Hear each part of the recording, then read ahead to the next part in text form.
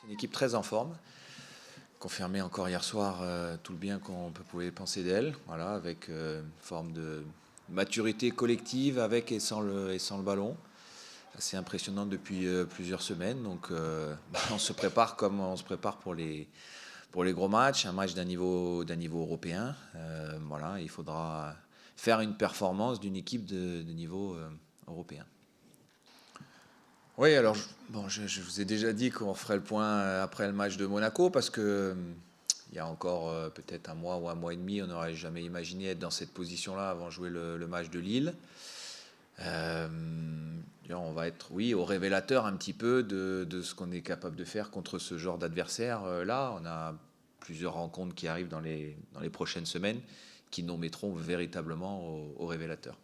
Bah, d'abord en permettant aux joueurs un peu de récupérer en début de semaine. C'était important de se régénérer après l'enchaînement. On a bien vu que, notamment lors de la dernière rencontre, je pense que c'est là où on l'a le plus payé. On n'avait pas payé avant les efforts, mais là on l'a, je pense, véritablement payé lors de la dernière rencontre, que ce soit sur le plan physique, peut-être un peu aussi sur le plan mental aussi. Donc se régénérant en début de semaine et puis en faisant deux séances collectives, hier, avant-hier, plus poussées. Voilà, qui nous ont permis de retravailler certaines choses. C'est la raison aussi pour laquelle je me préserve bien aujourd'hui de vous dire on va jouer telle ou telle place. On a l'ambition de finir le plus haut possible et de faire le mieux possible, mais j'ai pas la réponse. Je sais pas. C'est pour ça qu'il faut attendre les 5-6 prochains matchs pour voir est-ce que tous les efforts qui ont été consentis peuvent être payés à un moment donné.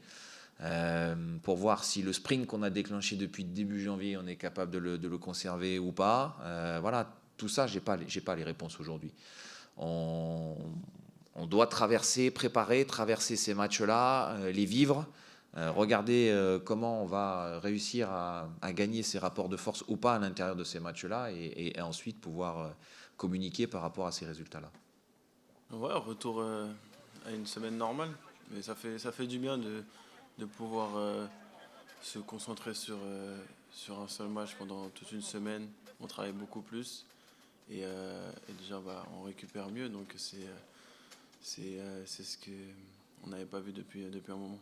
Dans tous les cas, c'est un match important, mais c'est aussi un bon test. C'est un bon test parce que là, on va enchaîner deux rencontres qui sont très importantes pour nous. Donc je pense que faut prendre le revers contre l'Orient comme une leçon et un petit coup derrière la tête pour ne pas oublier aussi que chaque équipe est dangereuse et nous remettre sur le droit chemin parce que on a fait une période excellente et je pense que ça peut que nous aider à remettre les pieds sur terre.